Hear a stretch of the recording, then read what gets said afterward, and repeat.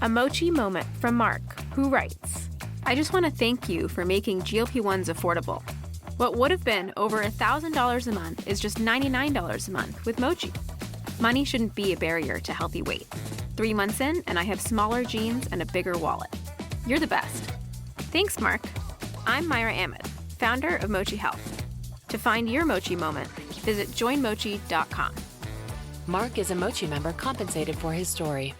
You're listening to this podcast, so I know you've got a curious mind. Here's a helpful fact you may not know yet. Drivers who switch and save with Progressive save over $900 on average. Pop over to progressive.com, answer some questions, and you'll get a quick quote with discounts that are easy to come by. In fact, 99% of their auto customers earn at least one discount. Visit progressive.com and see if you can enjoy a little cash back. Progressive Casualty Insurance Company and Affiliates. National average 12-month savings of $946 by new customers surveyed who saved with Progressive between June 2024 and May 2025. Potential savings will vary.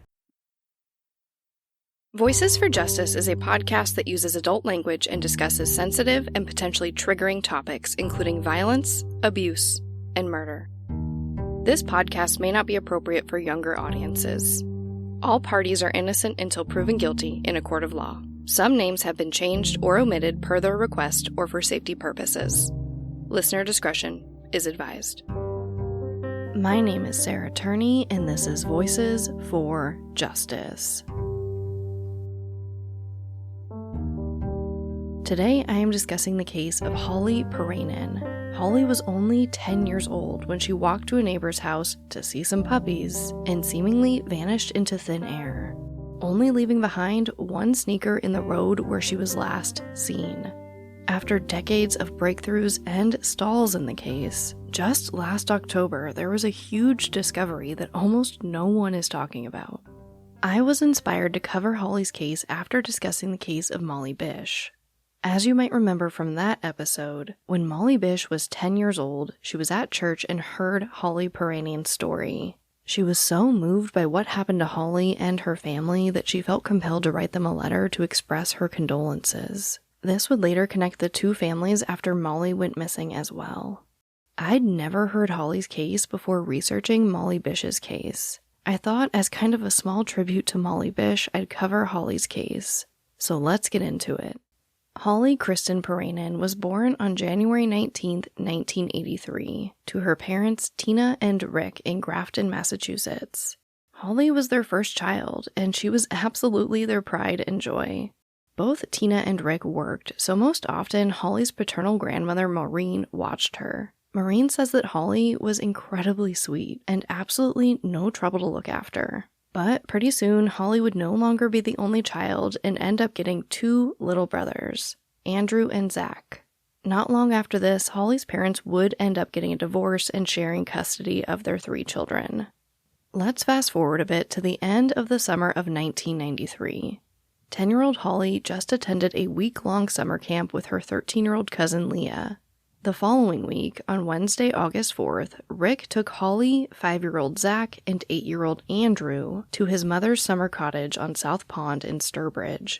This is about 30 minutes west of Grafton. Rick planned on staying there with the kids for 1 week. It was just kind of a staycation to enjoy some of the last weeks of summer before the kids went back to school. According to Holly's family, she wanted to be a marine biologist when she grew up. So although it wasn't exactly the ocean, she loved being at the cottage and especially loved swimming, fishing, and going out on the boat. She loved everything to do with the water. She specifically couldn't wait to swim with dolphins someday. On the morning of August 5th, the family has some breakfast and then Rick takes the kids out on the boat and they all go swimming. After a while, they head back to the cottage. One thing that was really exciting about this particular trip to their grandmother's house was that the neighbors' collies just had a whole litter of puppies, and they let these puppies out into the yard every day around noon. So, obviously, pretty excited about this, Holly asks her father if she can go see the puppies. Rick does say that he was trying to give Holly a little more freedom that summer. She was 10, she was going to enter the 5th grade in a few weeks. So he says, yeah, you can, but you need to bring one of your brothers with you. He also tells her that she can't stay long because they had plans to go to McDonald's for lunch pretty soon. But Holly is determined to see these puppies. So she recruits her 5-year-old little brother Zach to tag along, and they rush over to the neighbor's house. Now, this area is pretty much out in the country, so the houses are pretty spread out, and Holly and Zach have to walk a few hundred yards to get to the neighbor's back fence. But just a few minutes later, Zach comes back to the cottage alone. He just walks in the door and starts playing with Legos. Rick sees this and, of course, asks him, where's your sister? And Zach tells him that Holly told him to go home. In my research, I did find some conflicting reports about why Holly told Zach to go home. I've seen that Holly was angry and yelled at Zach to go home. I've seen that Zach was scared by one of the full-grown dogs. One article even said that Zach said that Holly was scared, so I can't say for sure exactly what happened here. But Rick tells Zach to grab his older brother and walk right back outside and get Holly. So Holly's brothers walk back to the neighbor's fence to get Holly, but she isn't there. They look around a bit and they see something in the dirt road next to the fence. They walk over to investigate and they realize that it's one of Holly's sneakers. So they rush back to the cottage to show their father. When Rick sees Holly's shoe, he obviously freaks out, and he tells his sons to show him exactly where they found the shoe. But again, Holly is nowhere to be found. Rick goes to the house where the puppies were and drives around for a bit, but again, she's just gone. So Rick heads back to the cottage and calls 911 at 12:50 p.m. He also calls Holly's mother, who is horrified and rushes to Sturbridge. Just minutes later, the Sturbridge police and the Massachusetts State Police respond to the call. To their credit, they spring right into action and start looking through the neighborhood for Holly. Here is Holly's mother, Tina, describing to WCVB News how she knew immediately that something was very wrong. We knew something really bad had happened because we knew she wouldn't have gone off walking in the woods without both of her shoes on. And lifting up trash can lids to see if your daughter is in there and screaming out her name and praying that she was going to be okay. They search the lake, they search sheds, they search people's yards, but they don't find any trace of Holly. But as investigators work through the scene and speak to witnesses, they are able to confirm some things, and also get some pretty important leads. A neighbor confirms that she saw Holly and possibly one of her brothers near the fence about 20 feet from the road around noon. And a man who was meeting his mother for lunch says that just after noon he saw 2 young boys standing by the side of the road, and they appeared to be looking for something. After investigators speak to Rick about the condition of the road where Holly was found and examining the scene for themselves, they were able to confirm that there was no indication of a burnout or a car accident. This led investigators to believe that Holly was most likely not the victim of a hit and run. This also led them to believe that if Holly was taken by someone, the perpetrator didn't appear to be in much of a hurry, and most likely slowly entered the area, grabbed Holly, and slowly drove away. In my research, I wasn't able to find anything about footprints at the scene, so I'm not sure if there were no footprints or if that information just hasn't been released to the public. I have to imagine that if Holly was missing a shoe, there was probably a struggle. Holly was 10 years old and 4'6". She wasn't a small child that would be easy to grab and throw under your arm, at least for most people. So I'm hoping that there were more clues on that dirt road than authorities are releasing. I mean, the instant that her parents found out that Holly didn't have one of her shoes, they knew that something terrible probably happened. Although she loved swimming, the lake, and the outdoors, Holly just wasn't a walk around outside with no shoes type of girl. So when investigators put all of this together, they were strongly considering the possibility that Holly could have been abducted. But when they spoke to this next set of witnesses, it became their leading theory. This episode of Voices for Justice is sponsored by Chewy. If you have pets, you probably know about Chewy, and you also know that when they say that they have everything you need to keep your pet happy and healthy, they're not messing around. To keep them happy, Chewy has over 100,000 products from all the brands my pets love at prices I love. To keep them healthy, Chewy offers pet prescriptions, pet insurance, telehealth vet visits, and they're even rolling out vet clinics across the country. I've been shopping with them for a very long time. And in addition to the auto-ship feature that gets the dog's food to them every single month, I also love to experiment with different treats. But I'm a bit picky. For me, it has to be high quality with simple ingredients. I recently picked up treats from Shepherd Boy Farms that are 100% just chicken breast. Popcorn and Heber are already obsessed. Chewy has everything you need to keep your pet happy and healthy. And right now, you can save $20 on your first order and get free shipping by going to chewpanions.chewy.com/Sarah E. Turney. That's chewpanions.chewy.com/Sarah E. Turney to save $20 on your first order with free shipping. chewpanions.chewy.com/Sarah E. Turney. Minimum purchase required. New customers only. Terms and conditions apply. See site for complete details. This episode of Voices for Justice is brought to you by Quince. I've been trying to be more intentional about what I wear each day. I'm leaning into pieces that feel effortless, comfortable, and still put together. And Quince has been my go-to. The fabrics feel elevated, the fits are flattering, and everything just works without overthinking it. They use premium materials like 100% European linen, organic cotton, and ultra-soft denim. And the best part? Everything is priced 50 to 80% less than similar brands. They work directly with ethical factories and cut out the middlemen, so you're paying for quality and craftsmanship, not brand markup. I recently just ordered their tiered linen dress, of course in black. I wanted to pair it with one of my favorite pairs of brown wedges. The problem was, I didn't have a brown purse. So I got that from Quince too. It's one of my favorite outfits. It's easy, effortless, and feels amazing, especially as we're getting a little bit warmer here in Phoenix. Refresh your everyday with luxury you'll actually use. Head to quince.com/justice for free shipping on your order and 365-day returns. Now available in Canada too. That's QUINCE.com/justice for free shipping and 365-day returns. Quince.com/justice. You know that thing where you get an amazing pair of shoes at a really great price and want to tell everyone about it? Yeah, so do we. Here at Designer Shoe Warehouse, we'll give you something to brag about, like the latest styles from brands you love, or the trends everyone's obsessing over, or shoes that make you feel like, well, you.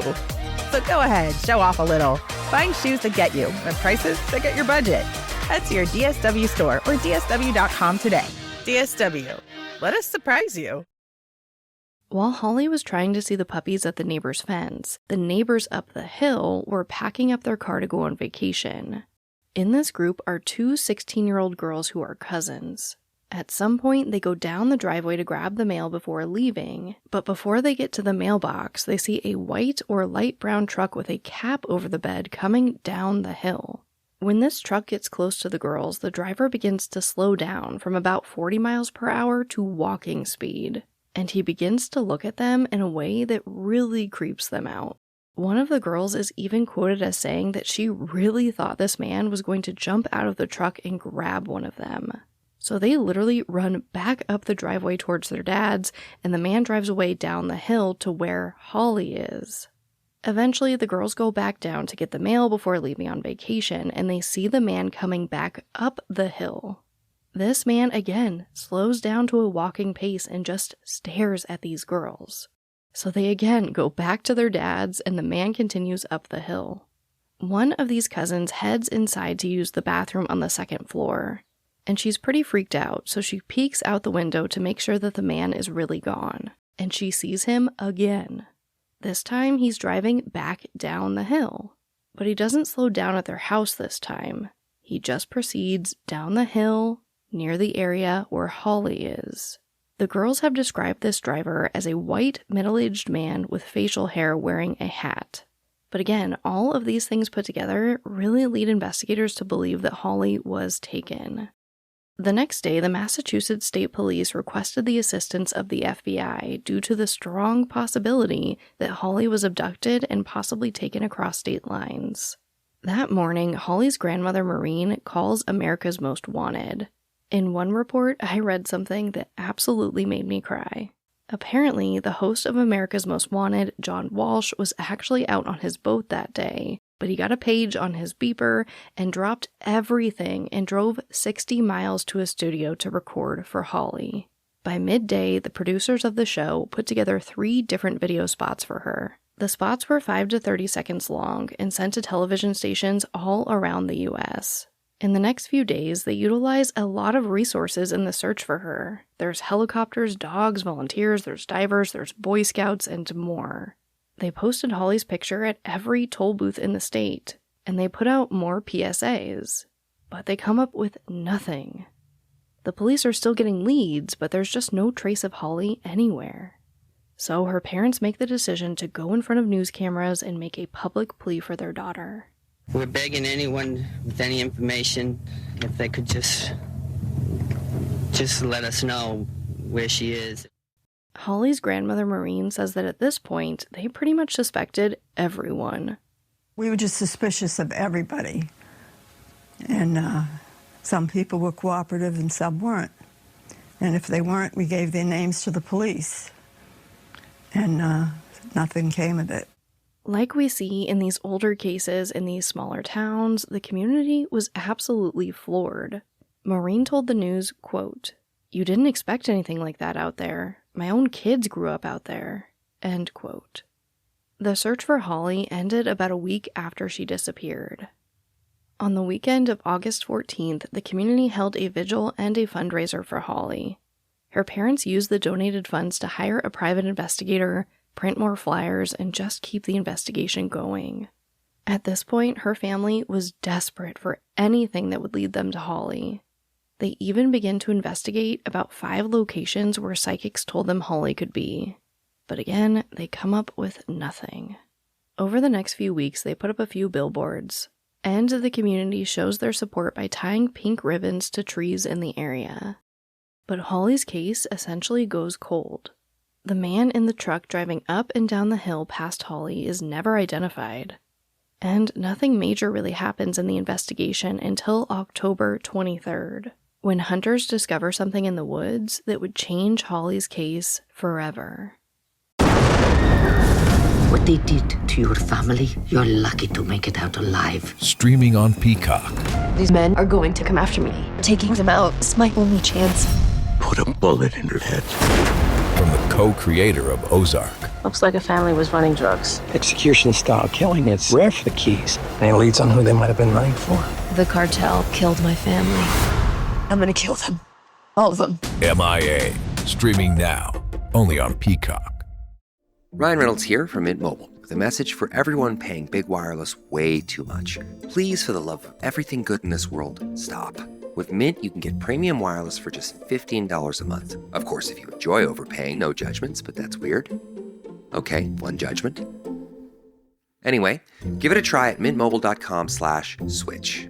Upfront payment of $45 for 3-month plan, equivalent to $15 per month required. Intro rate first 3 months only, then full price plan options available. Taxes and fees extra. See full terms at mintmobile.com.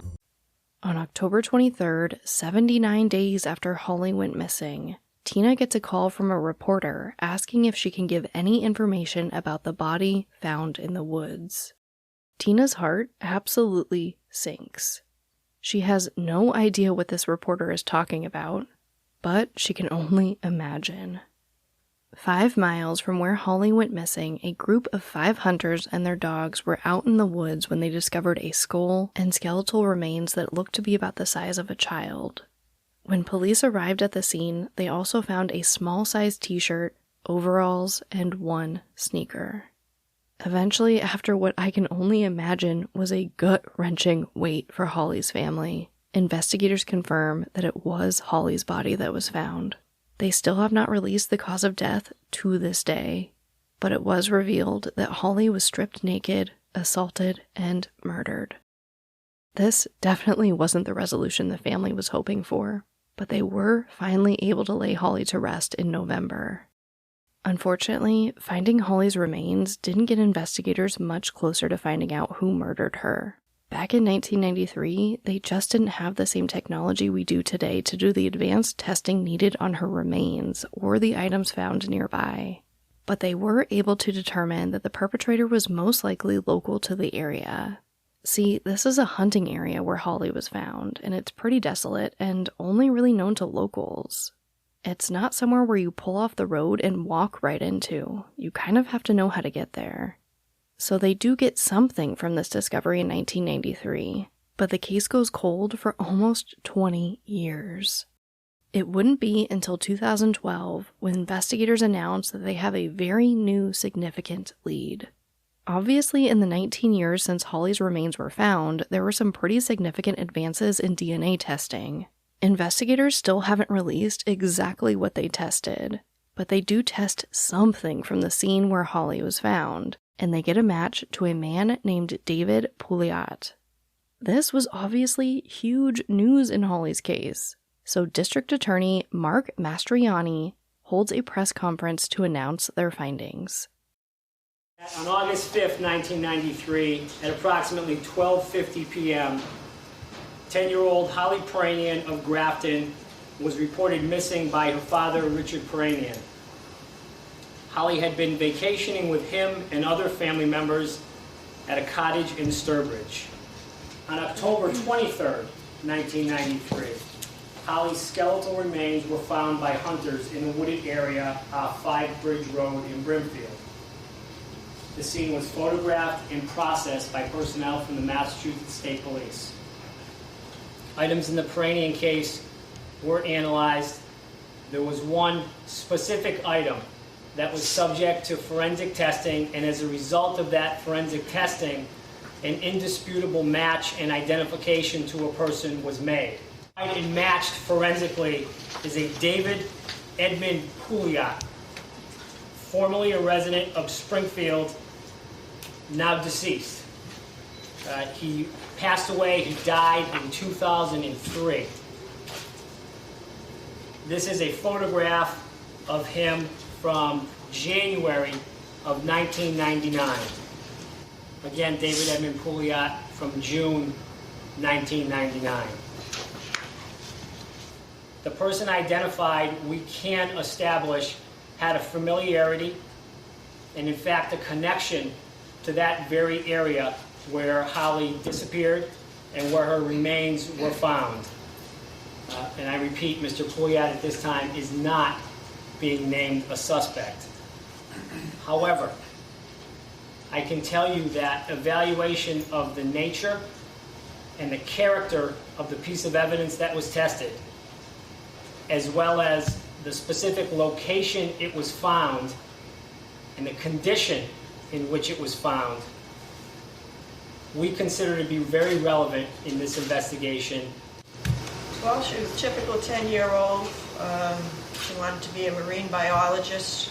She loved the water, she loved swimming, she loved being out in Sturbridge. She was out there on vacation with her father and her brothers, and she was just a lovable little girl, and we miss her. Pretty much, we've all been just hanging on, waiting for this, and we were always told that we had to wait for technology to come along, and it's been a long wait. Hopefully this is the technology we wanted. We are again asking the public to call us with information they have about this case. Information they may not think is important, but I can assure you that all information in this investigation is important. Holly's grandmother told the local news that she was cautiously optimistic. This was absolutely huge for Holly's case, but this guy still wasn't being named an official suspect, and he'd already passed away. So I imagine that there were a lot of conflicting feelings there. But this guy seemed to fit the bill. He could have matched the description of the man going up and down the hill in the truck, and he was known to hunt and fish in the exact area where Holly was found. But unfortunately, this event came and passed, and authorities were never definitively able to say that this man killed Holly. So again, Holly's case just sits, waiting for more information and more clues. 2018 marked 25 years since Holly went missing and was found murdered. And there was a pretty big push for answers on this anniversary, including a $40,000 reward and a tip campaign called Hope for Holly. The family also did a ton of interviews. It doesn't feel like it's been 25 years most days, and then sometimes it feels like it was a lifetime ago. Her friends have grown up and gotten married and have children, and we say that could be her. 25 years later, we're still missing this beautiful little girl. We really need to find out the person or persons who are responsible for this. We need to be able to understand what happened. Why did you do this? Luckily, it wouldn't take another decade before the next break in Holly's case. Just last year, in October of 2020, investigators announced another huge discovery. Investigators exhumed the body of a man who was 18 when Holly went missing. They were very tight-lipped about this situation at first. I mean, we still don't even have the name of this man, but we do know something. The reason for exhuming this man's body was because investigators were told that the man was buried with a letter that could prove to have useful information in Holly's case. However, the body had been buried for decades at this point, and the coffin apparently suffered some water damage. In the most recent reports I found, the family was still unsure whether or not anything of value came from exhuming this man. And this is where Holly's case stands today. It's been almost 30 years, and despite having Holly's remains, DNA, and who knows what else, her family is still searching for answers. Which brings me right to our call to action. Please take a moment to share Holly's story and picture. The latest break in this case is from literally last year. The investigators seem very willing to work this case and dedicate resources to it. It just seems like they need a little bit of help. As a reminder, Holly Piirainen was 10 years old when she was murdered. She had dark brown hair and brown eyes, and she was approximately 4 foot 6 inches tall. Anyone with information is urged to call the Massachusetts State Police at 413-505-5946. There is still a $40,000 reward for information leading to an arrest. But as always, thank you, I love you, and I'll talk to you next time.